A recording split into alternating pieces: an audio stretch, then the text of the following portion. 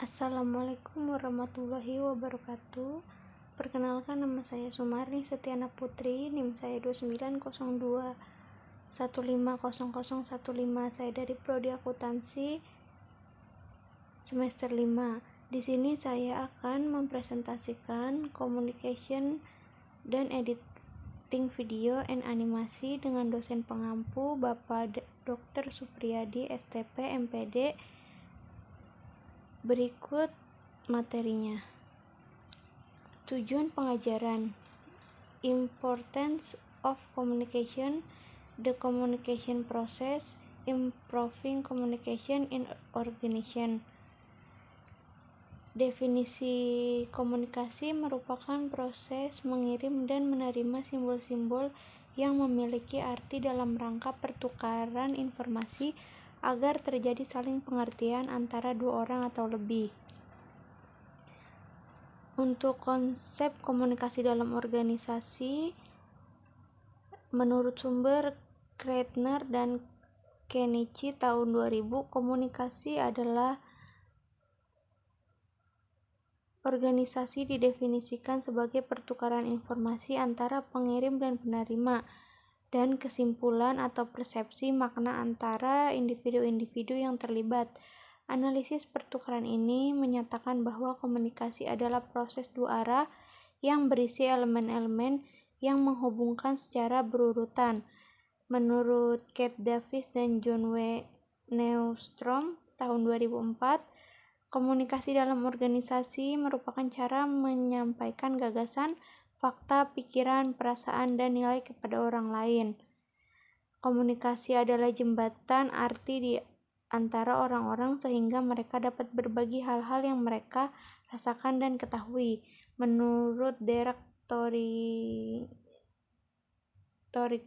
tahun 2000, merupakan dalam organisasi adalah suatu aktivitas individu dalam organisasi yang dapat merefleksikan gaya kepribadian, kegiatan persuasi, serta negosiasi dalam situasi latar belakang berbeda. Yang keempat, ada dari Kotter dan James tahun 1992. Komunikasi dalam organisasi merupakan sumber kehidupan organisasi yang berupa pengendalian motivasi, pengungkapan emosional, dan informasi. Media komunikasi: terdapat dua tipe utama dari media komunikasi, yaitu verbal dan non-verbal. Komunikasi verbal atau verbal communication seperti interaksi tatap muka, face to face, lisan dan tulisan. Komunikasi non-verbal antara lain adalah komunikasi yang dilakukan dengan ekspresi wajah, posisi tubuh, kontak mata, dan bahasa tubuh lainnya. Pemilihan media komunikasi berdasarkan pada interaksi antara kekayaan informasi dan kompleksitas dari problem atau situasi saat itu. Kekayaan informasi dan Richard Darrah dan Robert Lange, pembawa informasi potensial yang berkapasitas data ditentukan oleh umpan balik, saluran personal dan impersonal, dan sumber bahasa. 7 unsur dalam proses komunikasi, yaitu pengirim, encoding atau penyajian, pesan, saluran, penerima, penafsiran, penerima umpan balik. Kemampuan komunikasi adalah penampilan berdasarkan pada kemampuan individu untuk menggunakan komunikasi secara efektif dalam berperilaku sesuai dengan suasana yang ada. Ditentukan oleh kecakapan dan sifat komunikasi. Faktor-faktor yang berhubungan dengan keadaan individu-individu yang terlibat dalam interaksi. Ciri-cirinya adalah asertivitas, agresivitas, non-asertivitas, komunikasi non-verbal, dan mendengarkan secara aktif. Gaya komunikasi ada gaya asertif, gaya agresif, dan gaya non-asertif.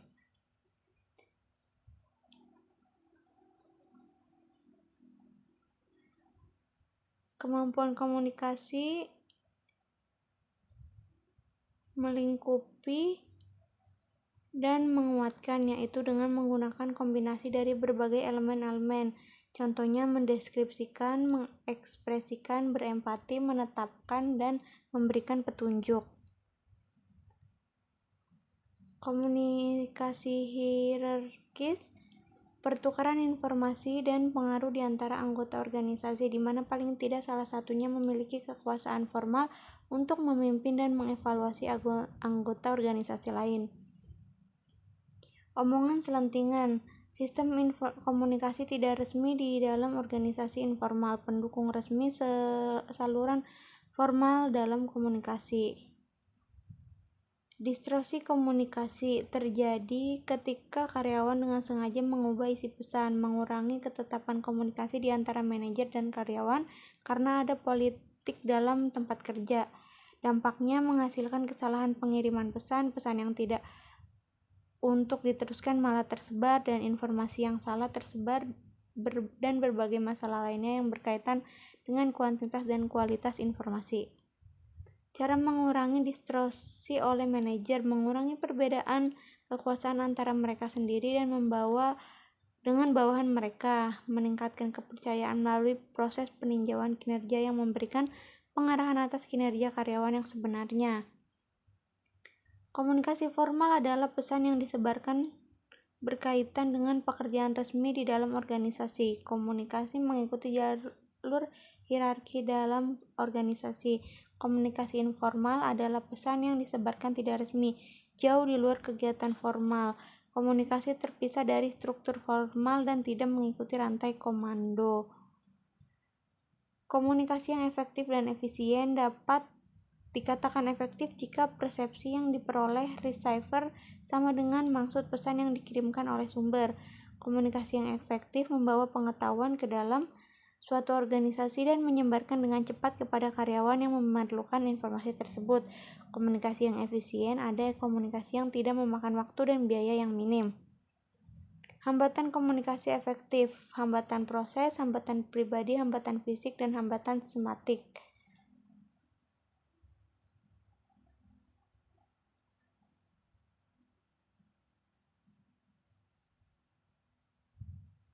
Sekian presentasi dari saya, kurang lebihnya mohon dimaafkan. Saya akhiri. Wassalamualaikum warahmatullahi wabarakatuh.